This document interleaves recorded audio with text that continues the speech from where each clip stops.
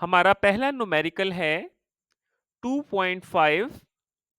A car moves with uniform velocity of 40 meter per second for 5 seconds. It comes to rest in the next 10 seconds with uniform deceleration. Find the deceleration. Number 2, the total distance traveled by train. तो बेटा जैसे कि आप देख रहे हैं कि speed में चेंज आ रहा है। पहले स्पीड 40 मीटर पर सेकंड थी और बाद में स्पीड क्या हो रही है, कम हो रही है। तो यहाँ हमारे पास इनिशियल स्पीड आ जाएगी 40 मीटर पर सेकंड। फाइनल स्पीड क्योंकि गाड़ी डी एक्सेलरेट करके रेस्ट पर आ रही है, तो इस केस में फाइनल स्पीड हमारी 0 मीटर पर सेकंड आएगी। पहला जो टाइम दिया गया है वो 5 सेकंड है। T1 हमारे पास 5 सेकंड आ गया है, जिसमें बताया गया है कि पहले 5 सेकंड में गाड़ी यूनिफॉर्म वेलोसिटी के साथ मूव कर रही है। इसी तरह ही अगले 10 सेकंड में गाड़ी जो है वो रेस्ट पे आ रही है। तो T2 हमारे पास 10 सेकंड्स आएगा। तो सबसे पहले हम डी एक्सेलरेशन कैलकुलेट करेंगे। तो सबसे पहले इसका फार्मूला लिखेंगे। A is equal to v f minus v i r t. Distance calculate करने के लिए जो फार्मूलाज इस्तेमाल होंगे, पहले केस में क्योंकि वेलोसिटी में तब्दीली नहीं आ रही, वेलोसिटी यूनिफॉर्म है, तो S1 के लिए हमारा फार्मूला होगा V क्रॉस T। दूसरे केस में जैसा कि आप जानते हैं कि गाड़ी डी एक्सेलरेट करके स्पीड उसकी कम हो रही है, तो S2 हम निकालेंगे V एवरेज क्रॉस T। यह V एवरेज हमने इसलिए लिखा है क्योंकि स्पीड में तब्दीली आ रही है with respect to time. Figure पे गौर करें तो पहले 5 सेकंड में जब A टू B गाड़ी मूव कर रही है, तो यहां स्पीड में चेंज नहीं आ रहा। स्पीड हमारी 40 मीटर पर सेकंड फिक्स है। जबकि दूसरे केस में जब B to C next 10 seconds में गाड़ी जो है 40 मीटर पर सेकंड से डी एक्सेलरेट करके इसकी स्पीड कंटिन्यूसली डिक्रीज हो रही है, तो यहां हमारे पास डिस्टेंस मालूम करने के लिए वी एवरेज वाला फार्मूला इस्तेमाल होगा।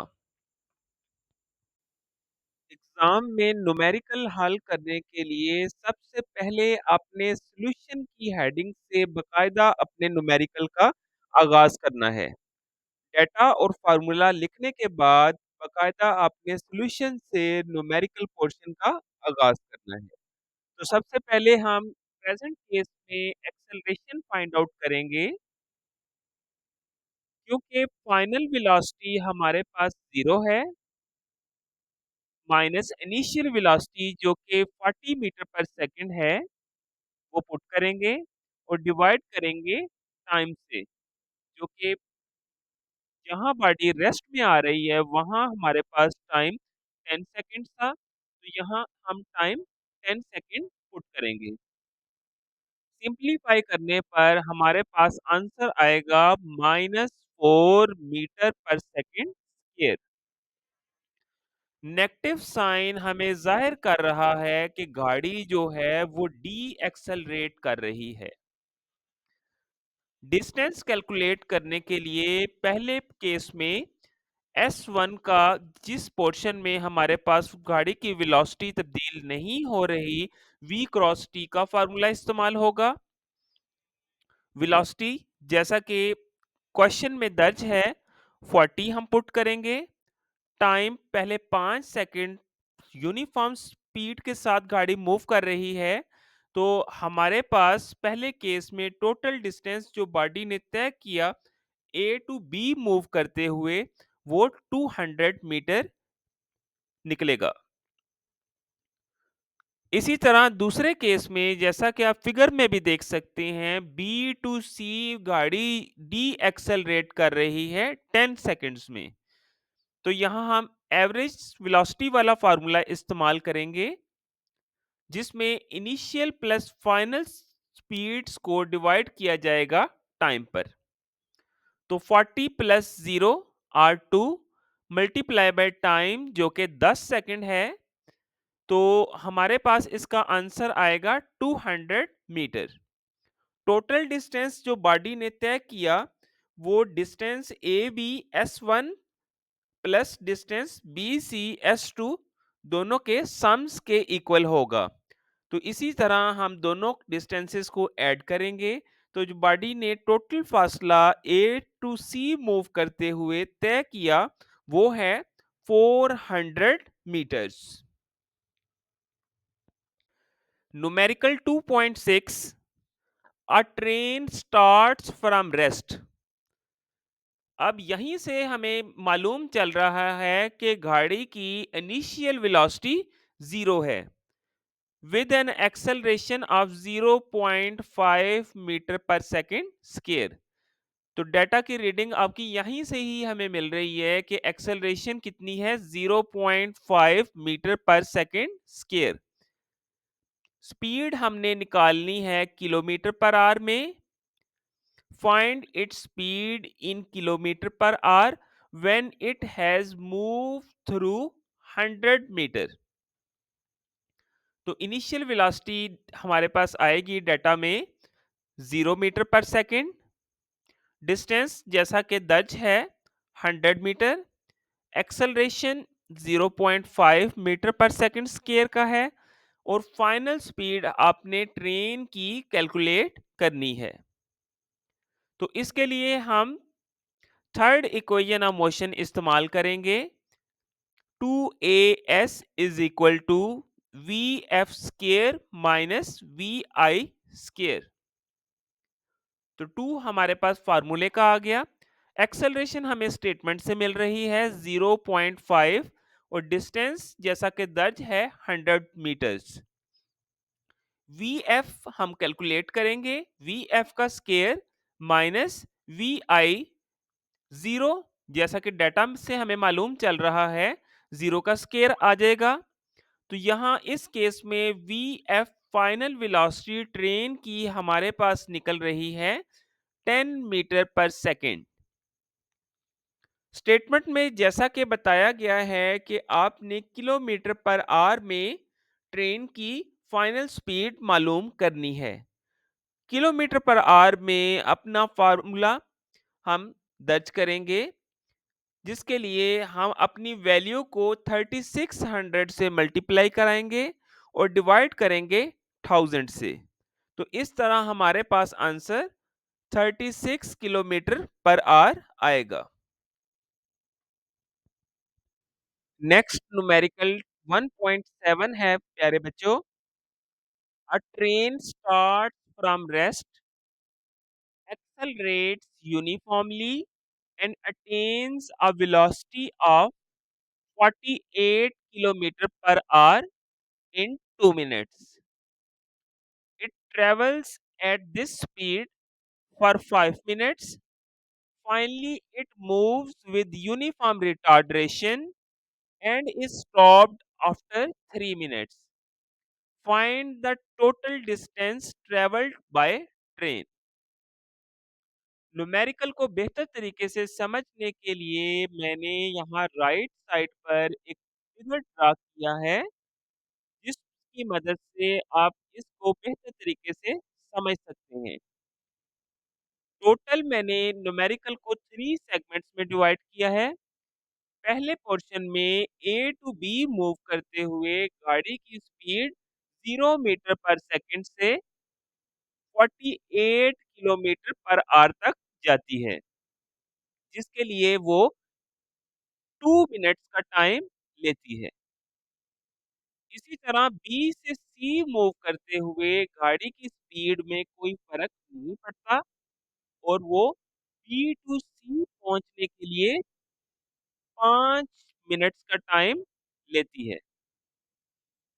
इसी तरह सी से डी मूव करते हुए गाड़ी की स्पीड में तब्दीली आती है और गाड़ी डी-एक्सेलरेट करती है, जिसके लिए दरकार वक़्त 3 मिनट्स है। तो प्यारे बच्चों, आए न्यूमेरिकल का बाकायदा आगाज़ हस्ब रिवायत करते हैं स्टेटमेंट से। जैसा कि वाज़ेह है कि गाड़ी रेस्ट से स्टार्ट कर रही है, तो इनिशियल वेलोसिटी हमारे पास 0 आएगी। फाइनल वेलोसिटी जैसा कि हमें बताया गया है कि गाड़ी की वेलोसिटी 48 किलोमीटर पर आवर पहले 2 मिनट्स में रहती है। तो हमारी फाइनल वेलोसिटी आएगी 48 किलोमीटर पर आवर। इसको एसआई यूनिट में कन्वर्ट करने के लिए हम मल्टीप्लाई करेंगे किलो की प्रीफिक्स 1000 से और डिवाइड करेंगे पर की जगह फ्रैक्शन और आर में क्योंकि 60 मिनट होते हैं और हर मिनट में 60 सेकंड होते हैं, तो हम इसको डिवाइड करेंगे 3600 से। मज़ीद सिंप्लीफाई करें तो किलोमीटर पर आवर को मीटर पर सेकंड में कन्वर्ट करने पर गाड़ी की फाइनल वेलोसिटी 13.3 मीटर पर सेकंड आएगी। पहले केस में जो गाड़ी फासला तय करेगी, वो कैलकुलेट करने के लिए S1 is equal to V average cross T का फ़ॉर्मूला इस्तेमाल होगा। यहाँ V एवरेज इसलिए लगाया गया है कि गाड़ी की स्पीड 0 से 13.2 मीटर पर सेकंड तक जा रही है। तो हम 0 पर प्लस 13.3 डिवाइडेड बाय 2 करेंगे और मल्टीप्लाई कर देंगे टाइम से, जो कि पहले 2 मिनट्स के लिए 120 सेकंड्स है। सिंप्लीफाई करें तो ए टू बी मूव करते हुए गाड़ी ने कुल 800 मीटर का फासला तय किया। सेकंड केस में जैसा कि आपको फिगर से भी वाज़ेह है कि गाड़ी की स्पीड में तब्दीली नहीं आ रही। तो यहाँ फ़ॉर्मूला इस्तेमाल होगा s is S2 is equal to V cross T। Velocity जैसा कि हमारे पास डेटा से मालूम है 13.3 मल्टीप्लाई करेंगे टाइम से, जो कि बी टू सी मूव करते हुए 300 सेकेंड्स है। मज़ीद इसको सिंप्लीफाई करें तो S2 सेकंड केस में बी टू सी मूव करते हुए गाड़ी ने 4000 मीटर फासला तय किया। इसी तरह तीसरे केस में गाड़ी की स्पीड 13.3 मीटर पर सेकंड से कम होकर 0 मीटर पर सेकंड पर आ रही है। तो यहाँ फिर हम एवरेज स्पीड का फ़ॉर्मूला इस्तेमाल करेंगे S3 is equal to V average cross T। Initial velocity plus final velocity divided by 2 multiply by 180। इसको सिंप्लीफाई करें तो टोटल फासला बॉडी ने 1200 मीटर तय किया। तो तीनों केसेस का फासला ऐड करें तो हमारे पास टोटल डिस्टेंस जो बॉडी ने मूव किया ए टू डी जाते हुए वो हमें मालूम चल जाएगा। पहले केस में 800 मीटर्स, दूसरे केस में 4000 मीटर्स और तीसरे केस में 1200 मीटर्स। तो इस तरह 6000 मीटर ये कुल फासला है जो ट्रेन ने एक पॉइंट ए से दूसरे पॉइंट डी तक मूव करते हुए कैलकुलेट किया। चैनल को सब्सक्राइब करना मत भूलिएगा ताकि इस तरह की मजीद इंफॉर्मेटिव वीडियोस आप तक पहुंच सकें। शुक्रिया, जज़ाकल्लाह, अल्लाह हाफ़िज़।